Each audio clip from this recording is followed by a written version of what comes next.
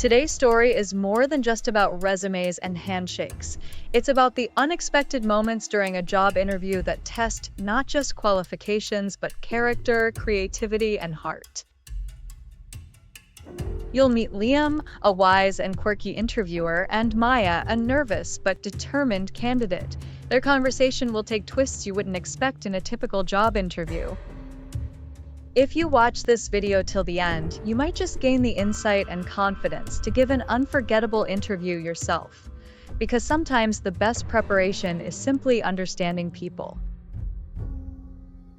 Rachel arrived 15 minutes early. Her palms were sweaty, her blazer freshly ironed, and her mind buzzing with rehearsed answers. She had prepared for this day for weeks, but nerves don't care about preparation. You must be Rachel. Have a seat. Liam's running just a few minutes behind. Thank you. I think my heart arrived before I did. The office was sleek, with glass walls and modern lighting. Rachel took a seat, clutching her resume folder like it could anchor her shaking hands. She tried not to let her anxiety show, but her foot was tapping a rhythm of pure panic. Tell Liam Marcus is here. He'll want to fast-track me. We go way back. Of course. You can have a seat, Marcus. Confidence level 110%, maybe too much. Rachel glanced at him, designer suit, Bluetooth in one ear, checking his reflection on his phone, opposite energy entirely. She looked around to calm herself and noticed a wall covered in framed quotes. One read, "Interviews are like dates, don't lie or it'll be awkward later." Another, "If you're early, you're on time. If you're on time, you're late." And another, "Hiring is like finding a roommate who won't steal your cereal." Oddly comforting. Who writes these things? Rachel's name was finally called. Heart pounding, she walked into the interview room, expecting a desk, a laptop, maybe a water bottle. Instead, she was greeted by the scent of lavender and a man mid-downward dog. Ah, Rachel. Welcome. Hope you don't mind the scent of lavender. It clears the head. Not at all. It's relaxing. You see, I like to keep the mind flexible by keeping the body that way. Please, sit or stand or lie down, whatever feels natural. I'll sit for now. Let's skip the usual tell me about yourself. Instead, pick any object from that shelf and tell me how it relates to this moment. Rachel scanned the shelf, her eyes settling on an antique hourglass. Her fingers hesitated as she picked it up, feeling its cool glass and listening to the soft trickle of sand. Time. It reminds me that every moment counts, especially in high-pressure environments. It's about staying present, even when the clock's ticking. Interesting. Most people just say, I like sand. You think deeper. I like that. Let's talk about this impressive paper. What's not on here that should be? I once coordinated a community fundraiser when a storm hit. We lost electricity, the main speaker didn't show, and the food delivery was stuck in traffic. What did you do?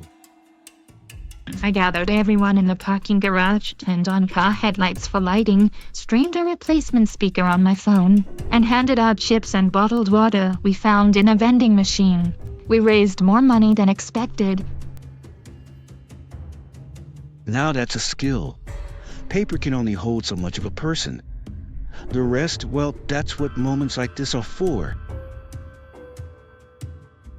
Just then, Marcus strutted past the glass wall, pausing dramatically to peek inside like a celebrity waiting for his name to be called.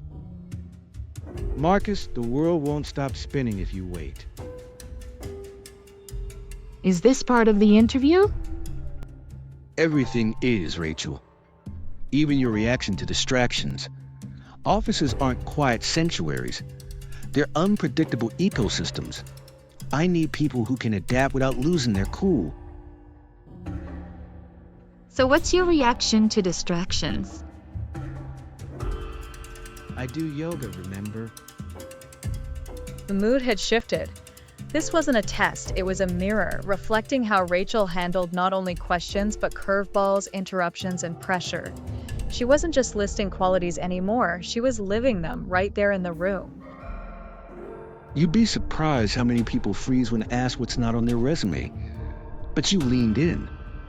That tells me more than this paper ever could. Well, if you ever need a storm fundraiser, I'm your girl. Or maybe just someone who knows how to turn chaos into connection. Liam sets a strange wooden box on the table between them. It's carved with intricate patterns and a small brass latch. Inside this box is your first task. But there's a catch. I've lost the key. Solved the riddle. Earned the key. Alright, I'm ready. Riddle time. The more of me you take, the more you leave behind. What am I? Sounds familiar. The more you take, the more you leave behind. Take your time. Or don't. It's timed. Footsteps. The answer is footsteps. Bravo. Most people overthink it. Or say memories. Not bad, but not quite. Footsteps it is. Inside the box is a single sheet of paper labeled Client Complaint Scenario. Client upset due to late delivery. Wants a full refund, but delivery was only 1 hour late. Your response? First, acknowledge the client's frustration, never dismiss their feelings. I'd apologize, explain that the delay was unexpected but minor, and then offer a discount or a small gesture of goodwill. Keep the tone respectful, solution-focused, and empathetic. Not bad at all. You're calm under pressure. That's rare. Twist, that client left a bad review online. Your turn again. I'd reply publicly with transparency and empathy, acknowledge the experience, explain the resolution we attempted, and invite them to reconnect offline to fix it fully. That shows other customers we take feedback seriously without starting a comment war. Wow. Most candidates either grovel or get defensive. You managed to protect the brand and keep the customer's dignity intact. That's the goal. De-escalate, not dominate. Liam chuckles, impressed. It's not just the right answers. Rachel's tone, poise, and thought process reveal her readiness for real-world chaos. Rachel, if I were a panic client, I'd want you answering my emails. Rachel smiles, feeling a growing sense of confidence, knowing she's navigating not just a job interview, but a challenge that reflects her abilities. Now your turn. Interview me. What inspired you to conduct interviews this way? I've never been asked to solve riddles or play a game with my potential boss before. I hire people, not paper. People are stories, not checklists. A resume tells you the facts, but people? They tell you how they think, how they respond to challenges, how they adapt when the rules change. The best hires aren't the ones who fit the mold. They're the ones who think outside of it. I see. So is this whole thing a test to see who adapts best to uncertainty? Maybe. Or maybe I just like lavender.